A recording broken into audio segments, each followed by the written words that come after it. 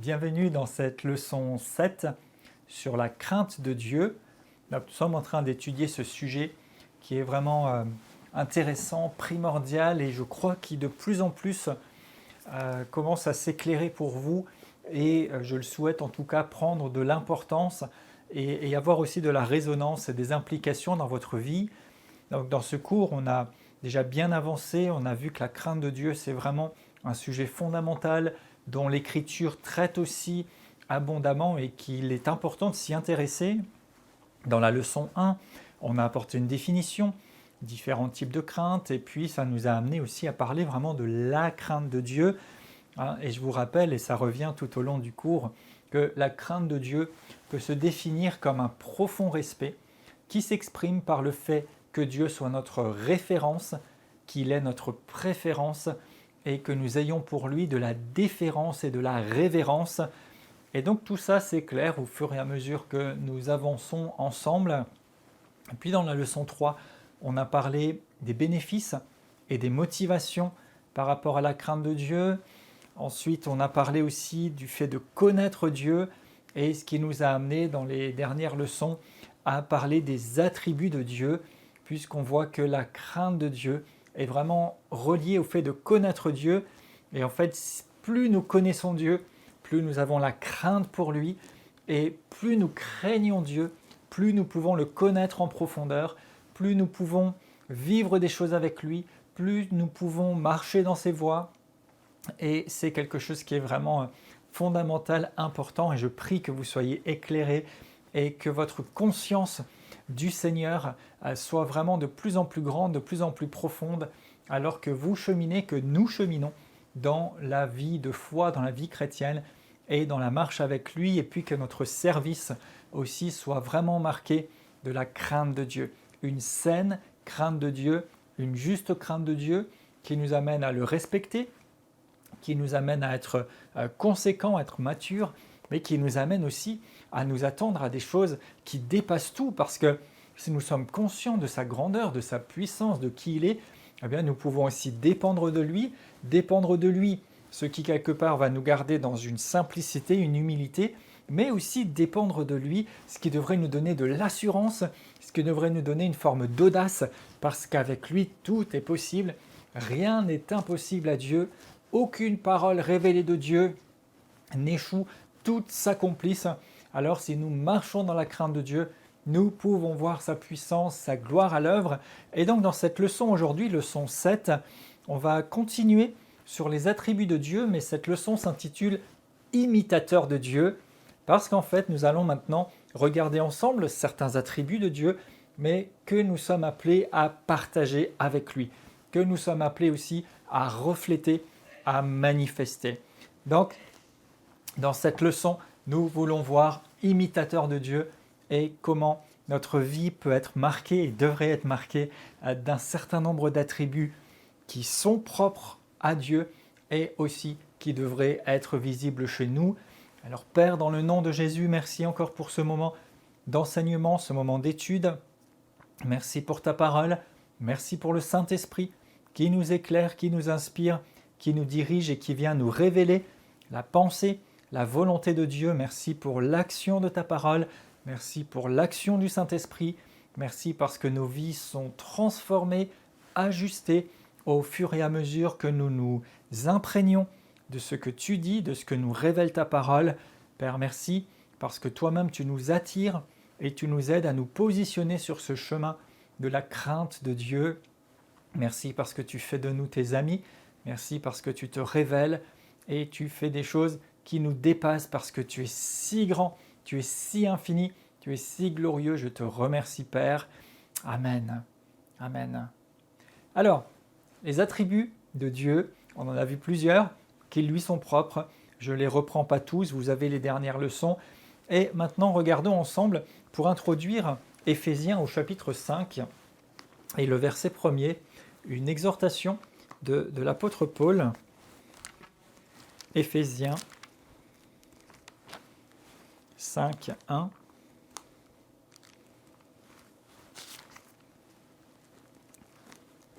Il dit « Devenez donc les imitateurs de Dieu comme des enfants bien-aimés. Devenez les imitateurs de Dieu comme des enfants bien-aimés. Et puis il donne un certain nombre d'instructions tout de suite après, très pratiques, et vous pouvez les lire et les prendre en compte déjà pour vous. Mais j'attire votre attention juste sur ces mots. Devenez les imitateurs de Dieu. Il y a des choses que nous sommes supposés, appelés à imiter, mais à imiter chez Dieu. Ok ? On ne veut pas chercher à faire comme quelqu'un, à copier quelqu'un, à imiter quelqu'un. On veut imiter Dieu, même si ailleurs, Paul écrit aussi « Soyez mes imitateurs », mais il ne dit pas seulement « Copiez-moi, faites comme moi », il dit « Soyez mes imitateurs comme je le suis de Christ ». Donc notre exemple par excellence, c'est Jésus-Christ. Notre exemple par excellence, c'est Dieu lui-même. D'après ce que nous venons de lire, nous pouvons imiter Dieu, c'est-à-dire faire comme lui, être comme lui, et c'est tout à fait intéressant. Alors, l'une des premières caractéristiques, l'un des premiers attributs de Dieu que nous devrions partager avec lui, c'est que Dieu est amour. Dieu est amour.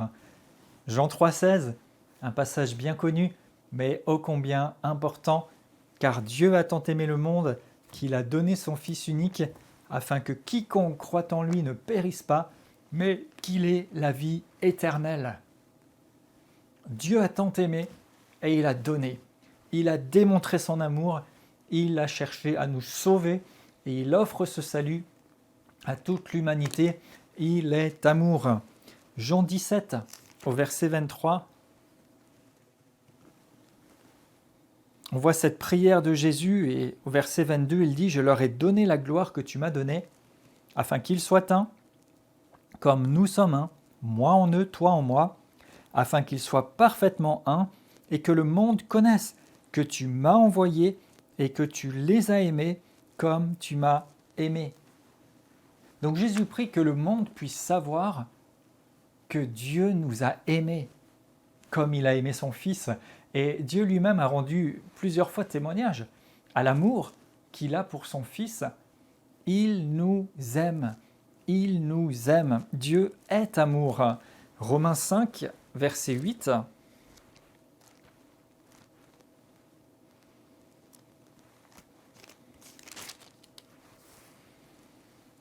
Mais Dieu prouve son amour envers nous, en ce que lorsque nous étions encore pécheurs, Christ est mort pour nous. Dieu prouve son amour, alors qu'on n'était pas aimable. Vous savez, l'amour sentiment, l'amour émotion est suscité chez les gens et il s'exprime envers quelqu'un qui est aimable, qui est agréable, envers quelqu'un qui remplit un certain nombre de critères et dont on a alors une sensation, une émotion, un sentiment, une inclinaison vers cette personne.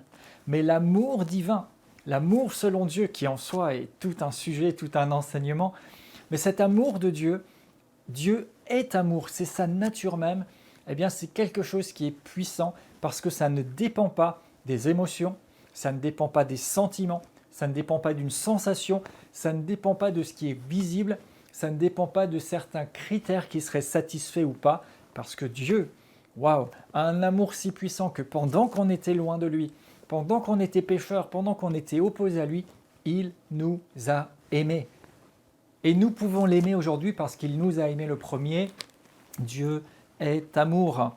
Première épître de Jean, 1 Jean, chapitre 4, et au verset 8. 1 Jean 4.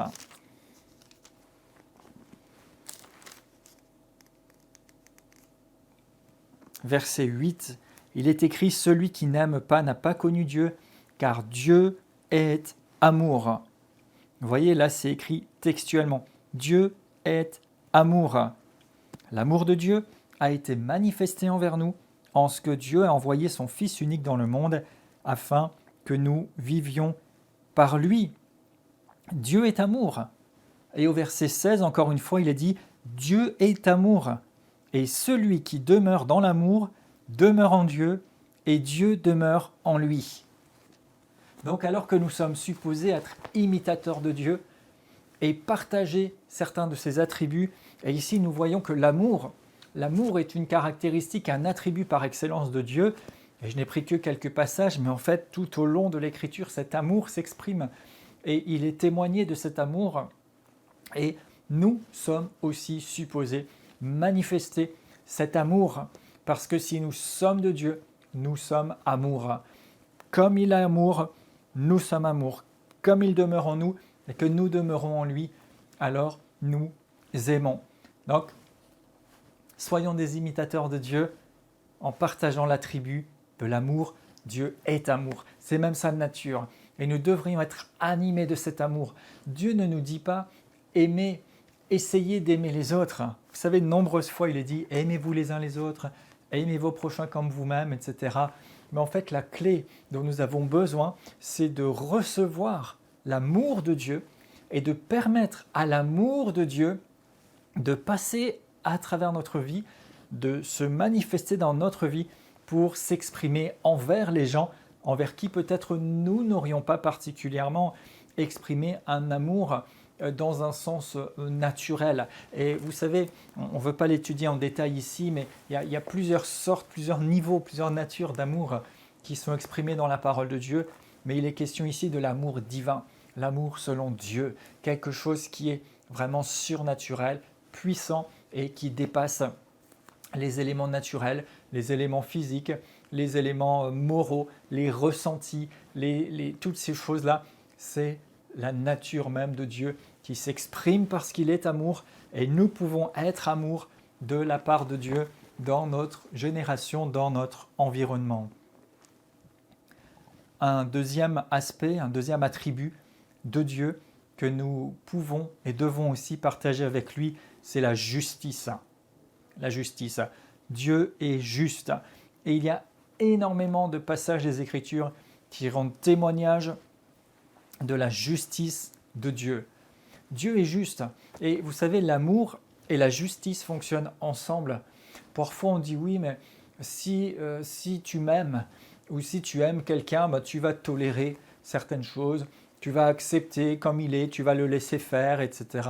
Et s'il est vrai que l'amour fait qu'on accepte l'autre tel qu'il est, fait qu'on est sans jugement, sans exclure quelqu'un, ce n'est pas de l'amour de tout tolérer, de tout accepter.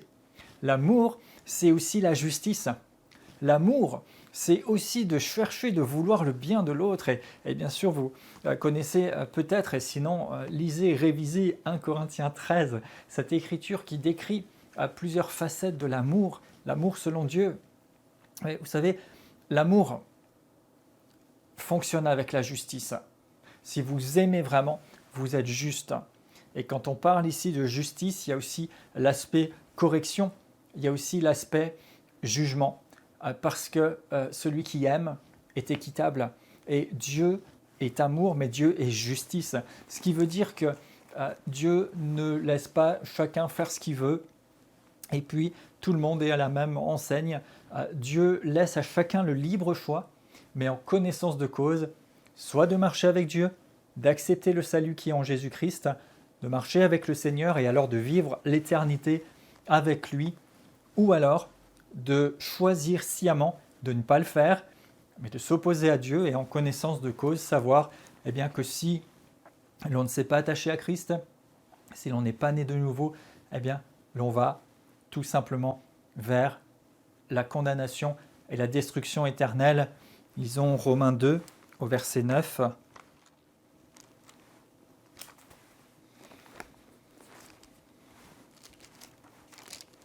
Romains 2, 9.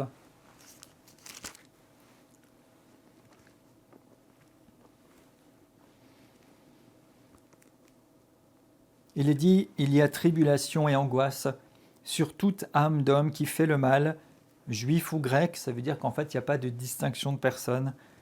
Gloire, honneur et paix pour quiconque fait le bien, juif et grec, car devant Dieu il n'y a pas de favoritisme. Tous ceux qui ont péché sans la loi périront aussi sans la loi, et tous ceux qui ont péché avec la loi seront jugés par la loi. Ce ne sont pas ceux qui écoutent la loi qui sont justes devant Dieu, mais ceux qui la mettent en pratique seront justifiés, etc. Et en fait, simplement ici, on voit que d'une part, Dieu ne fait pas de distinction entre les races, les origines, les personnes. Nous sommes tous soumis à la seule loi de l'Évangile. Verset 16 dit « Ce qui paraîtra au jour où, selon mon Évangile, Dieu jugera par Jésus-Christ les actions secrètes des hommes. » Eh bien, un jour, Dieu jugera les actions de chacun. Et Dieu jugera, séparera chacun selon les choix qu'il aura fait sur cette terre, soit pour la vie éternelle avec Dieu, parce qu'on aura marché avec lui, soit pour la condamnation et l'avenir sans Dieu, parce qu'on aura refusé de marcher avec lui. Et ça, c'est une manifestation de la justice de Dieu. Si tout le monde avait les mêmes issues, les mêmes conséquences, quoi qu'il fasse, ce ne serait pas juste. Et donc, je mets toujours ces deux en parallèle, ce ne serait pas de l'amour non plus. Mais Dieu est juste. Et parce que Dieu est juste, eh bien, il y a deux endroits qui existent. Et c'est l'occasion ici d'en parler. Il y a un enfer qui est préparé pour ceux qui choisissent et qui vont dans cette direction. Et il y a, merci Seigneur, le ciel. Et nous savons que cette destination est déterminée par nos choix, par notre vie sur la terre, et nous devons choisir parce que Dieu est juste. Dieu ne fera pas d'exception, Dieu ne fait pas d'à peu près. Et il a tout mis à notre disposition dans la parole écrite. Il nous a donné le Saint-Esprit. Nous avons tout ce qu'il faut pour prendre nos dispositions et marcher selon cette justice. Dieu est juste, mais puisque la justice de Dieu est une réalité, eh bien, il va exercer son jugement dans l'amour, selon la vérité, toujours et toujours. Et donc la Bible nous montre tout cela très clairement. Et avec de nombreux passages bibliques, on peut retrouver ces choses. Et vous avez dans vos notes, je vous ai mis beaucoup de références où Jésus lui-même annonce et parle de cet endroit où seront condamnés ceux qui auront été contre Dieu, ceux qui l'auront rejeté, cet endroit de souffrance, cet endroit de destruction qu'est l'enfer. Et vous savez, la Bible dit que ceux qui font n'importe quoi, excusez cette paraphrase, mais soyons clairs, eh bien seront condamnés. Et ici, j'attire votre attention, alors que nous parlons de la crainte de Dieu, nous devons nous rappeler que Dieu est juste et que ce n'est pas parce que nous aurons dit « Ah, moi j'ai été serviteur de Dieu » ou bien « Ah, mais moi j'ai fait telle et telle chose » que Dieu va adapter sa justice. Dieu est juste et il nous faut être conséquents, il nous faut être sages, il nous faut vraiment marcher d'un même cœur, dans une pleine proximité avec le Seigneur, parce que Dieu est juste. Et il y a tant de mises en garde dans l'Écriture, vraiment des mises en garde.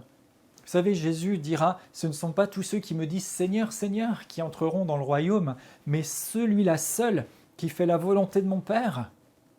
Et il dit qu'à un moment, plusieurs diront « Mais Seigneur, est-ce qu'on n'a pas prophétisé en ton nom? Est-ce qu'on n'a pas fait des miracles en ton nom? Est-ce qu'on n'a pas guéri des malades en ton nom? Est-ce que ?» Et le Seigneur dira « Je ne vous connais pas. » Et c'est quelque chose qui paraît tellement frappant. Et on peut se poser la question, et ici encore une fois, je ne veux pas inscrire en vous la peur ou le doute. Non, vous pouvez et vous devez avoir l'assurance du salut, ça c'est sûr, mais nous devons aussi être vigilants et rester à l'écoute du Saint-Esprit pour ne pas faire fausse route. Ce n'est pas seulement parce qu'on utilise le nom de Jésus, et ce n'est même pas seulement parce qu'on fait des œuvres sur la terre, et parce qu'on aura fait des actes au nom du Seigneur, que forcément nous serons dans la bonne voie, que forcément nous aurons fait la volonté du Père. Et c'est pour ça qu'il nous faut la crainte de Dieu. Parce qu'on peut développer des capacités, des habilités, on peut faire certaines choses, même avoir certains fruits, mais attention à ce que nous faisons et à ce que notre fruit corresponde à la volonté de Dieu, à la destinée de Dieu pour nous, à ce que Dieu nous a envoyé faire et à ce que nous le fassions avec un cœur droit, avec un cœur juste, avec la bonne motivation, dans la soumission à Dieu. Pas juste utiliser le nom du Seigneur, le nom de Dieu pour faire plein de choses diverses et variées, mais vraiment marcher avec lui, être dans une communion intense. Écoutez, vous savez, Jésus nous donne tellement l'exemple tout au long de l'Écriture et je le dis souvent, mais c'est vrai, l'évangile de Jean pour ça est vraiment parlant parce qu'on voit cette relation que Dieu avait avec le Père. Et plusieurs fois, il dira, je dis rien si ce n'est ce que mon Père dit.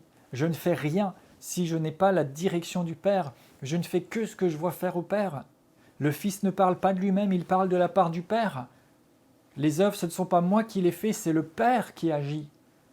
Et encore et encore. Jésus remettait toujours les choses en place. Et il est notre modèle par excellence sur la terre en tant qu'être humain. Nous devons véritablement marcher dans les œuvres préparées d'avance pour que nous les pratiquions. Éphésiens 2,10. Marcher dans les voies de Dieu et nous rappeler qu'on n'est pas là juste pour dire des choses parce qu'on veut parler, qu'on n'est pas là juste pour faire des choses parce qu'on veut faire des choses, mais que nos paroles, nos actions, nos œuvres soient celles qui sont nées de Dieu, celles qui sont nées du cœur du Père. C'est vraiment quelque chose d'important.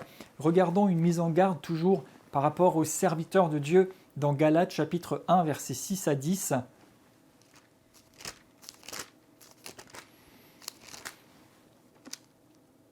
Galates 1, 6. Et c'est vrai que Paul, quand il écrit aux Galates, c'est un peu comme s'il les secouait, vous savez, à travers sa lettre, pour leur faire prendre conscience de certaines choses. Et leur dit, mais je m'étonne que vous vous détourniez si promptement de celui qui vous a appelé par la grâce de Christ pour passer un autre évangile. Non pas qu'il y ait un autre évangile, mais il y a des gens qui vous troublent et qui veulent altérer l'évangile de Christ. Mais si nous-mêmes, si un ange du ciel annonçait un évangile s'écartant de celui que nous avons prêché, qu'il soit anathème. Nous l'avons dit précédemment, et je le répète à cette heure, si quelqu'un annonce un évangile s'écartant de celui que vous avez reçu, qu'il soit anathème. Et maintenant, est-ce que c'est la faveur des hommes que je désire, ou celle de Dieu? Est-ce que je veux plaire aux hommes? Si je plaisais encore aux hommes, je ne serais pas serviteur de Christ. Et je coupe ici, mais pour votre instruction, vous pouvez lire encore ces avertissements. Et je le redis parce que c'est important. Vous savez, on est toujours pris entre deux. Un, il faut être clair, avoir une conscience, mettre en garde, mais il faut aussi rester dans la grâce, dans l'amour. Et je prie vraiment que si certains ont pu être pris comme dans un mouvement, comme dans une dynamique, mais qui les amène à quelque part où ils ne doivent pas être, eh bien que vous ayez cette grâce de vous repentir, de revenir au Seigneur et de revenir sur la bonne voie et désormais de vous garder, d'être vigilant, d'être attentif. Il dit ici, même si c'était un ange qui vous annonçait un autre évangile, qu'il soit anathème, c'est-à-dire qu'il soit maudit, c'est-à-dire qu'il soit anathème.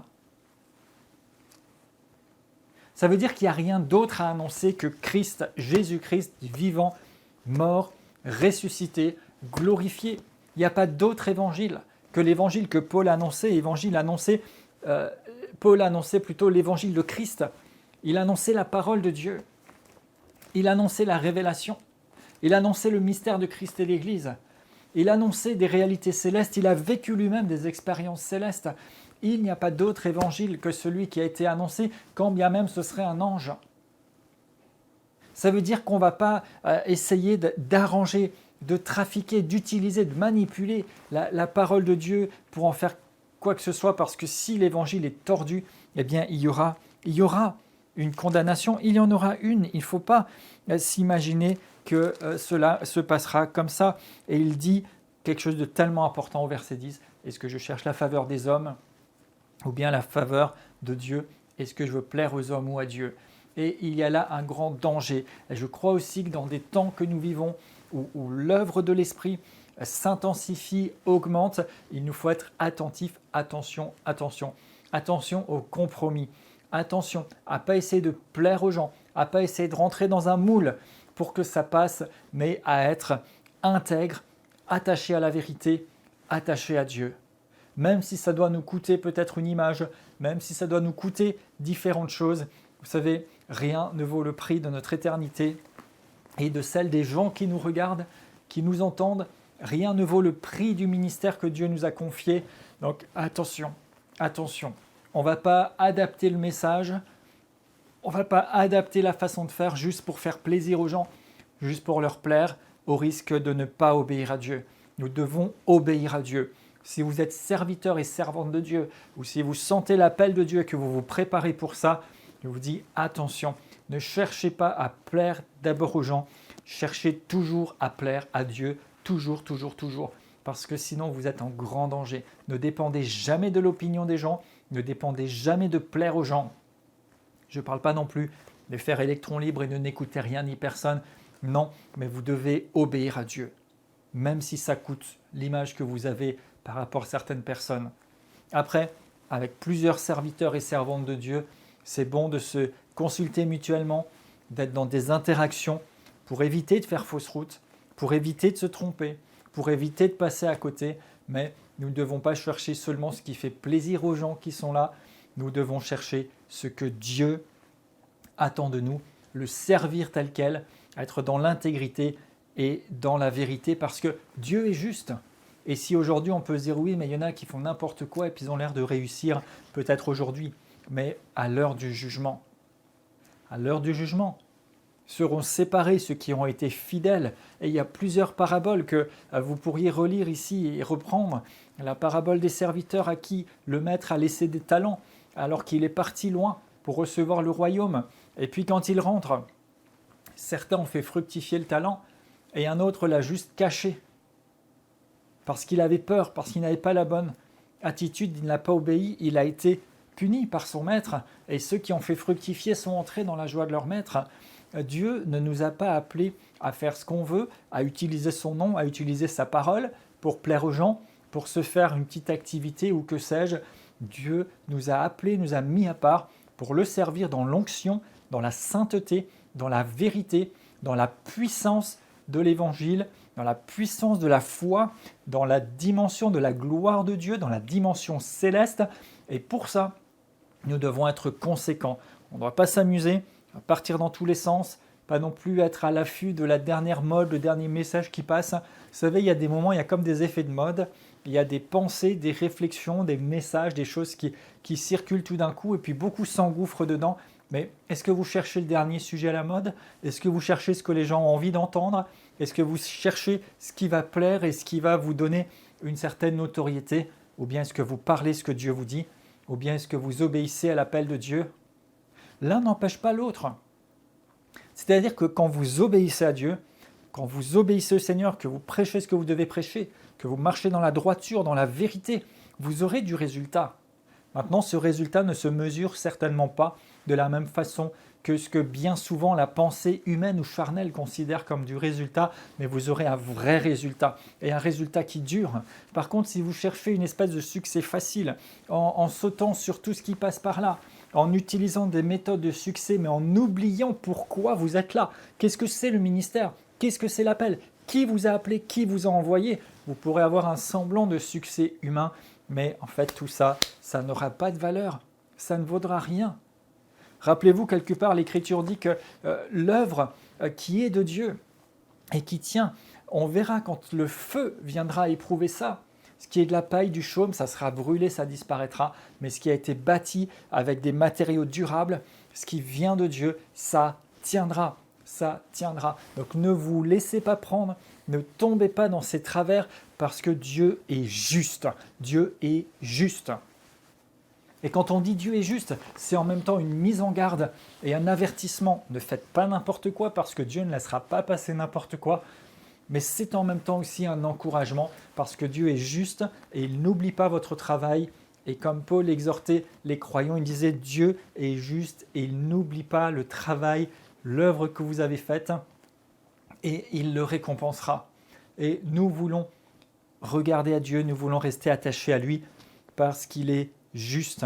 Et nous avons cette glorieuse espérance merveilleuse qu'il y a un ciel, il y a un avenir béni pour ceux qui auront marché avec Dieu, qui seront récompensés, qui recevront de Dieu toutes les merveilles, toutes les promesses pour vivre dans l'éternité, pour vivre dans tout ce qui est défini, prédéterminé pour nous. Et ça, c'est vraiment quelque chose de merveilleux auquel nous pouvons nous attacher. Donc j'ai mis beaucoup de références qui parlent, d'une part par rapport à l'enfer parce que c'est une réalité, et aussi par rapport au ciel parce que c'est une réalité. Donc vous pourrez retrouver ces choses dans le support de cours, dans les notes, pour le lire par vous-même et le méditer. Et je crois que ce sera vraiment bon pour vous de le faire parce que c'est important. Vous savez, Dieu est bon, Dieu est amour, mais il exerce sa justice. Il exerce sa justice. Et pour les perdus, il y aura jugement et condamnation. Mais pour les sauvés, il y aura récompense. Récompense. Ceux qui auront marché contre Dieu seront condamnés pour leurs fautes. Mais ceux qui auront marché avec Dieu seront récompensés. Il y aura là un moment où Dieu nous rendra les récompenses pour ce que nous aurons fait. Ce ne sera pas une tribune de jugement, de condamnation, ce sera une tribune de récompense. Une tribune, il est même dit que Dieu se réjouira pour nous, que Dieu nous louera, que nous serons mis à l'honneur.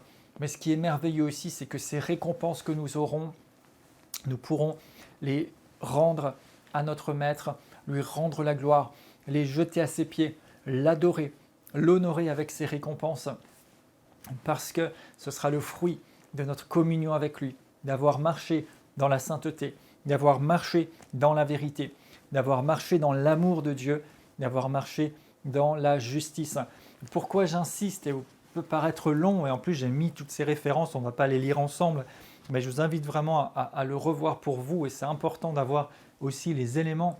Vous savez, ce n'est pas juste de l'imaginaire, de la tradition, de dire « ah oui, il y a un ciel, il y a un enfer », tout ça. Non, c'est bel et bien scripturaire. Nous avons les éléments dans la parole de Dieu, et ça nous parle de cette justice de Dieu, de cette justice de Dieu. Et c'est important. Vous savez, l'amour de Dieu, ça ne sert pas à couvrir toutes nos négligences, ce n'est pas un prétexte, mais la justice de Dieu, ça ne doit pas non plus mettre de la peur, parce que si nous marchons dans l'amour, d'ailleurs l'Écriture dit l'amour parfait bannit la peur, bannit la crainte, mais nous marchons dans cette crainte de Dieu, qui n'est pas la peur, mais qui est ce profond respect, qui fait qu'il soit notre référence, qu'il est notre préférence, et que nous avons pour lui de la déférence et de la révérence. Donc, nous aussi, nous devons être justes, c'est-à-dire que nous devons considérer les choses avec le regard de Dieu et nous devons exercer la justice, être des gens, oui, remplis d'amour, mais aussi pleins de vérité et de justice, c'est-à-dire que quand quelque chose sort du cadre, sort de la voie, nous devons aussi être en mesure de corriger, de recadrer et d'être vraiment des gens qui sont attachés à la justice parce que Dieu est amour et il est juste et ça fonctionne ensemble. Dieu est bon, Dieu est généreux, Dieu est excellent, honorable, vertueux, digne et tant de passages des Écritures nous témoignent de tous ces aspects. Dieu est merveilleux, merveilleux. Et nous sommes appelés à être aussi nous, ça peut paraître étonnant, mais des gens merveilleux, des gens bons, généreux, honorables, vertueux, dignes, parce que nous devons imiter Dieu et nous devons refléter et offrir à ce monde l'image du Dieu que nous servons. Psaume 106, verset 1.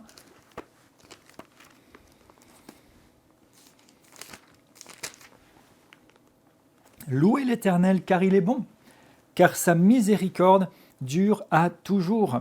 Et dans tant d'autres endroits, il est parlé de Dieu qui est bon et de sa miséricorde. Et nous devrions aussi être connus comme des gens bons, des gens miséricordieux, des gens agréables à vivre.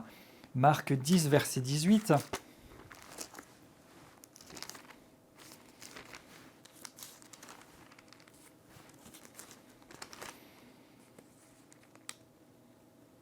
Tu connais les commandements. Tu ne commettras pas d'adultère, tu ne tueras pas, tu ne déroberas pas, tu ne diras pas de faux témoignages, tu ne feras tort à personne. Honore ton père et ta mère. Et ce jeune homme riche répond, « Maître, j'ai observé toutes ces choses. » Et Jésus l'aima et lui dit, « Il te manque une chose. Vends tout ce que tu as, donne-le aux pauvres, et tu auras un trésor dans le ciel, puis viens et suis-moi. » En fait, ce que Dieu voulait lui dire, ce n'est pas juste d'avoir obéi à tout exactement, mais c'est que tu aies de la générosité. Et c'est que tu sois prêt à laisser tes richesses, tes sécurités, ce qui compte le plus pour toi, au bénéfice de quelqu'un d'autre, pour m'obéir. Pour m'obéir. Ce n'est pas mauvais en soi d'avoir des richesses, ni d'avoir des ressources, mais nous devons être des personnes qui sommes plus attachées à Dieu, à l'amour que nous pouvons avoir pour lui et l'amour qu'il nous porte, à la communion avec lui, qu'à quoi que ce soit d'autre et que nous puissions faire part de nos biens. Romains 2, verset 4.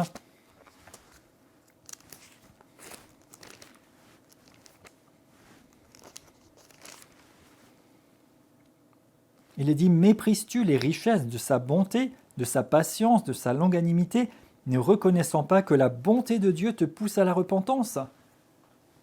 Donc ici, il dit, mais il y a des gens en fait qui méprisent, qui ne se rendent pas compte de la bonté, la patience de Dieu, sa bonté qui nous pousse à la repentance. Dieu est bon, il est patient, il veut notre bien. Et sa bonté nous pousse à la repentance. Et nous devrions être des personnes dont la bonté conduit les gens à devenir meilleurs. Oui, juste, mais amener les gens à devenir meilleurs, à la repentance. Et à venir vers Dieu, c'est la meilleure façon possible. Dieu est compatissant, il aime les gens, il veut prendre soin d'eux. Et tout au long des psaumes, on trouve cet aspect du Dieu compatissant, du Dieu bienfaisant. Et là encore, j'ai mis plusieurs références. Et Jésus aussi était ému de compassion.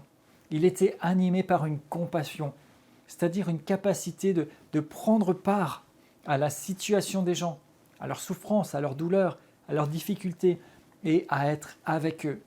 Jésus n'était pas hautain, Jésus n'était pas loin des gens, il était proche des gens. Et ça lui a valu souvent des reproches, mais il était proche d'eux, il les aimait, il était sensible à la situation des personnes, et il était là pour les aider, pour les relever, pour les amener vers Dieu. Et nous devrions faire de même. Dieu est patient, et nous devrions avoir de la patience. 1 Pierre 3, verset 20.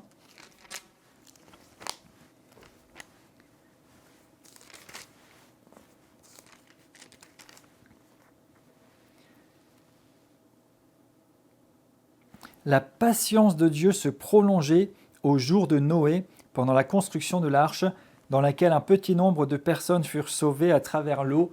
Et en fait, il est dit que Dieu a usé de patience.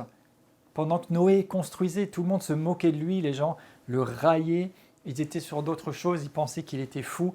Et pourtant, pendant tout ce temps, Dieu était patient pour que peut-être quand même quelqu'un croie et accepte de croire ce que Noé annonçait, accepte de croire ce qui allait arriver et de se tourner vers Dieu.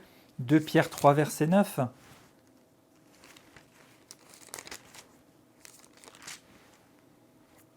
Le Seigneur ne tarde pas dans l'accomplissement de sa promesse, comme quelques-uns le croient, mais il use de patience envers vous, ne voulant pas qu'aucun périsse, mais voulant que tous arrivent à la repentance.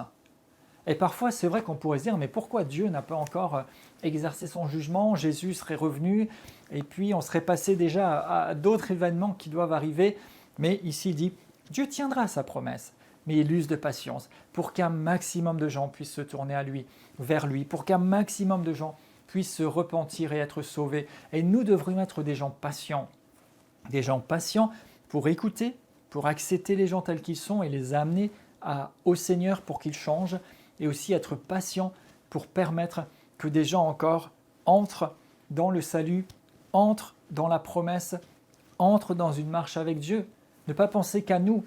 On pourrait ne penser qu'à notre salut en disant « mais nous avons été sauvés, maintenant Jésus, tu peux revenir et puis on va monter avec toi ». Mais nous devrions aussi user de patience en disant « oui, j'aspire, je voudrais que le Seigneur revienne et partir avec lui ». Et c'est clair, c'est notre espérance, nous l'attendons. Et comme ça serait bon et ça simplifierait beaucoup de choses, mais de la même façon que Dieu use de patience encore pour qu'un maximum soit sauvé, nous devrions être patients et dire oui, je soupire après ce salut. Et je sais que c'est la vérité et que ça va arriver. À n'importe quel instant, il peut revenir. Mais en même temps, je ne pense pas qu'à moi. Je veux aussi être attentif à ceux qui ne sont pas encore entrés dans le salut, à ceux qui ne sont pas encore venus à Christ, pour que eux aussi, quand ce grand jour arrivera, ils puissent être dans la joie, ils puissent s'élever avec le Seigneur et ils puissent vivre l'éternité avec Dieu au lieu d'être perdus. Donc Dieu est patient, nous sommes supposés l'imiter, imiter Dieu dans la patience. Dieu est vérité, il est la vérité lui-même. Jésus lui-même aussi est présenté, je suis la vérité, le chemin et la vie. Et nous sommes appelés à marcher dans la vérité, à être dans la vérité comme il l'est lui-même.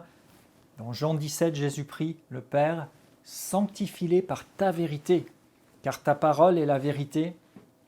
Et nous sommes appelés aussi à incarner la vérité, à vivre selon la vérité, et je dirais en extension à être des gens vrais, à être habités à être remplis de la vérité de Dieu pour que dans toutes les situations que nous vivons, dans les circonstances que nous traversons, dans nos interactions avec les gens, ce soit cette vérité de Dieu que nous puissions servir, mais aussi que nous disions ce qui est vrai, quoi qu'il en coûte, que nous restions dans la vérité, que nous ne soyons pas dans le mensonge, dans les tricheries, dans les faussetés, que nous soyons des gens vrais, des gens sincères, des gens complets, honnêtes, et puis que nous soyons dans la vérité comme Dieu est vérité.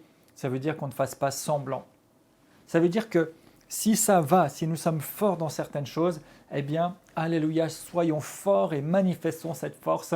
Mais s'il y a des choses où ça ne va pas, ou s'il y a certaines zones de faiblesse, ou s'il y a une gêne, ou s'il y a une vérité qui doit être dite, eh bien, nous n'allons pas la retenir, nous n'allons pas faire semblant, nous allons être vrais.